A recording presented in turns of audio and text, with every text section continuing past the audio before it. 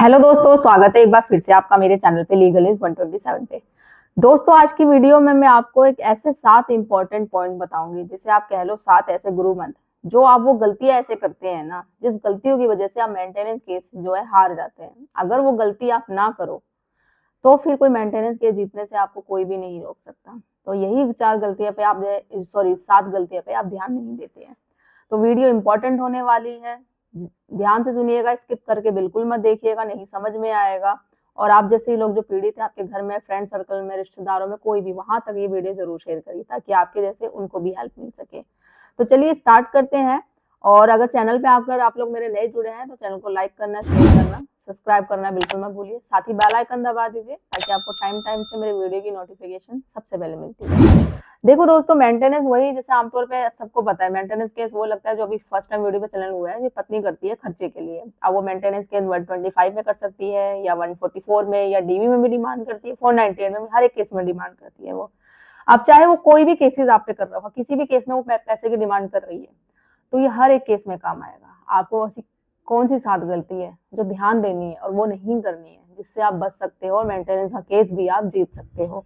तो देखो, पहली गलती क्या होती है, जब भी पत्नी मेंटेनेंस का पिटिशन फाइल करती है, आपको पता चलता है, तो आप क्या करते हो, वकील हायर करते हो। और वकील हायर करने के बाद है जो आप अपना रिप्लाई ना वर्बली उसको बता देते हो कि ऐसे ऐसे ये सारी चीजें हुई।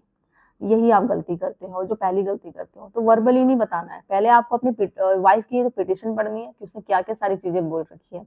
उसके बाद वर्बली की बजाय आपको रिटर्न में देना है, रिटर्न में सारी चीजें आपको लिखनी है। फिर आपको वकील को आपने देना है कि ये मेरी वाइफ की पिटिशन है, ये मैंने रिप्लाई फाइल किया है, ये रिटर्न में ये सारी चीजें है।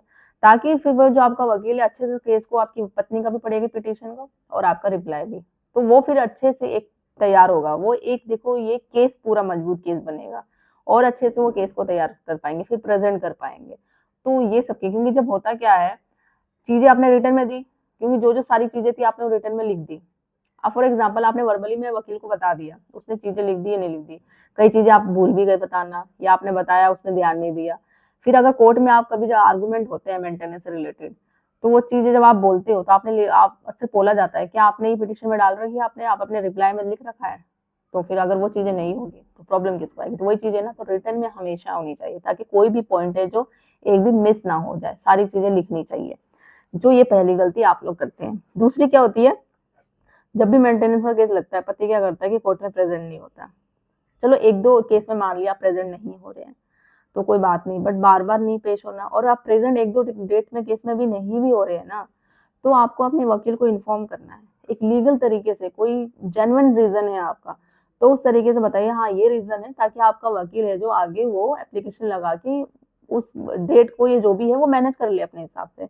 अब बिन बताए आप, यार मैं नहीं आ रहा, मुझे नहीं आना, आप देख लेना आपको क्या करना है चीजें, या आप उसको भी आप नहीं बता रहे हो, उसको भी पता नहीं है, तो इससे क्या होगा, इमेज आपकी खराब होगी कोर्ट में। ठीक है, क्योंकि अब नहीं जाओगे फाइन लगता ही है उस दिन। और आगे जाके जब जैसे भी आर्गूमेंट होते हैं, केस बनते हैं, तो जज साहब खुद देखेंगे कि ये तो इतने डेट पे आता ही नहीं है, कभी आता नहीं आता, इस पे फाइन भी लग चुका है। तो इससे इमेज आपको आपकी खराब हो रही है, इमेज आपकी बिगड़ रही है। तो आपको अपना इमेज है जो कोर्ट में अच्छा बनाना है, ना कि बिगाड़ना है, ताकि आपको प्रॉब्लम होगी। तो दूसरी जो आप लोग गलती करते हैं ये करते हैं। तीसरी है कि जब भी आप एफिडेविट देते हो, इनकम एफिडेविट जब भी सबमिट करते हो, तो उसमें आपको अपने सारे एविडेंट भी साथ में देने हैं, मतलब सबूत भी, जो पत्नी के हैं, जो आप बोल रहे हैं कि वो जॉब करती है, उसकी सैलरी स्लिप, जो भी है प्रूफ, अडल्ट्री का बता रहे हो, या फिर वो बिना रीजन के छोड़ के गई है, सारे वो क्रूरता जो उसने करी आपके साथ, आपने नहीं करी, आपके पास सबूत है, एविडेंस है, ऑडियो है, वीडियो है, रिकॉर्ड है, जो भी है। अडल्ट्री में जो आप बता रहे हो कि उसका रिश्ता और किसी के साथ है, तो उसका नाम क्या है पर्सन का, कोई फोटोग्राफ है, चैट है, व्हाट्सएप चैट है, कॉल रिकॉर्ड है, वो चीजें करो। बिना रीजन के छोड़ के गई है, कोई कारण नहीं बता रही, हमने उसको धक्के मार के नहीं निकाला, मारपीट के बाहर नहीं निकाला, जो आमतौर पे पत्नियां कहती है, तो वो सारे आपके पास कैमरा फुटेज है, सीसीटीवी फुटेज, वो कोर्ट में एफिडेविट के समय सारे सबूत आपको देने हैं। तो ये चीजें क्लियर होती है। ये तो हो गया आपका, जो मैंने थर्ड बताया। फोर्थ बताया है, जब भी इनकम एफिडेविट में होता है ना, आप लोग क्या करते हैं, बढ़ा चढ़ाकर अपने खर्चे बताते हैं कि मेरा खर्चा ये है, मैं इतना जाता हूँ, मेरा किराया इतना लगता है, मेरा लाइक हाउस लोन चल रहा है या कार लोन चल रहा है, या जो भी चल रहा है, वट चल रहा है। तो इससे क्या होता है, सामने वाली अपोजिट पार्टी को उससे फायदा मिलता है कि वो ये दिखा देंगे कि भाई इसके तो खुद के अपने इतने खर्चे हैं, और तो पत्नी, और जब इसके इतने 30-40 हज़ार का खर्चा है, तो पत्नी और बच्चे के भी तो होंगे ही होंगे, उनका कितना होगा? तो इससे आपकी वो खराब होती है रेपुटेशन। तो ये चीज़ हो जाती है। चौथा ये हो गया। पाँचवा ये हो गया, जब भी आर्गुमेंट होता है ना, तो आप लोग क्या करते हो, कोर्ट में प्रेजेंट नहीं होते हो, तो ये आपकी इमेज को डाउन करता है कि भाई टाइम से आप नहीं जा रहे हो, तो आपको नहीं जाना है।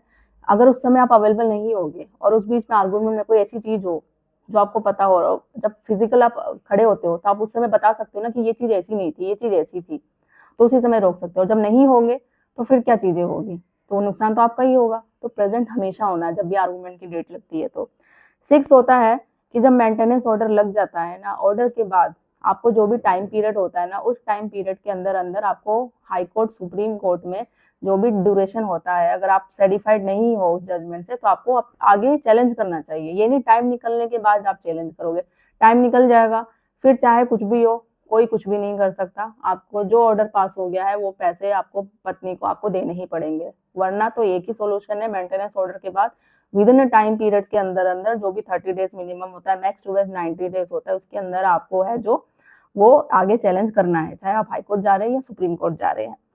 लास्ट है 7, जो आप मोस्ट इंपॉर्टेंट गलती करते हैं। एफिडेविट जब आप भी फाइल करते हैं, उसमें कोई भी गलती होती है ना, तो आपको छुपानी नहीं है। कोई चीजें आप छुपा दोगे तो आप पे एक और वो आरोप लग जाएगा, भाई परजरी का वो केस लगा सकती है। तो जो भी क्लियर चीजें हैं सारे आपको खुल के बोलनी है, क्लियर बोलनी है, कुछ हाइड नहीं करना है। इससे आपको ही जाके प्रॉब्लम हो जाएगी, क्योंकि पत्नियां मौका देखती हैं, बल्कि जो पत्नी अगर ऐसा कुछ कर रही है ना अपनी इनकम एफिडेविट में, तो वो आपको करना है और उस पर केस लगाना है। और सबसे मोस्ट इम्पोर्टेंट बात जो करनी है, जब तक पत्नी ने इनकम एफिडेविट जमा नहीं किया है ना, तो according to Supreme Court law आप भी नहीं करेंगे, क्योंकि राइट है कि भाई जिसने किया है उसको पहले इनकम एफिडेविट जमा करना है। जब वो कर देती है जमा, जब ही मैं करूंगा, वरना उससे पहले मैं नहीं जमा करूंगा। और उसकी सर्टिफाइड कॉपी लो, चेक करो उसने क्या क्या झूठ बोला है, क्या सच बोल रही है, क्या चारी चीजें छुपा रही है, सारे डॉक्यूमेंट्स उसने जमा कर रखे हैं, बैंक स्टेटमेंट, सैलरी स्लिप नहीं, तो ये चीजें इसको बोलो पूरा प्रॉपर अच्छे से दे। ये नहीं कि हर चीज में उसने नॉट एप्लीकेबल, नॉट एप्लीकेबल लिख रखा है, तो वो जब प्रॉपर होगा फिर मैं इनकम एफिडेविट जमा करूंगा। तो ये 7 मोस्ट इंपॉर्टेंट गलतियां हैं जो आप लोग करते हो। इन्हीं गलतियों के कारण है जो मेंटेनेंस का केस आप हार जाते हो।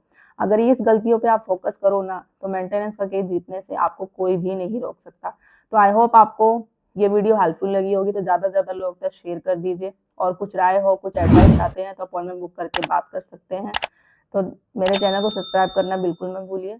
जल्दी मिलती हूँ मैं कैसे इन्फॉर्मेटिव वीडियो साथ, तब तक के लिए थैंक यू।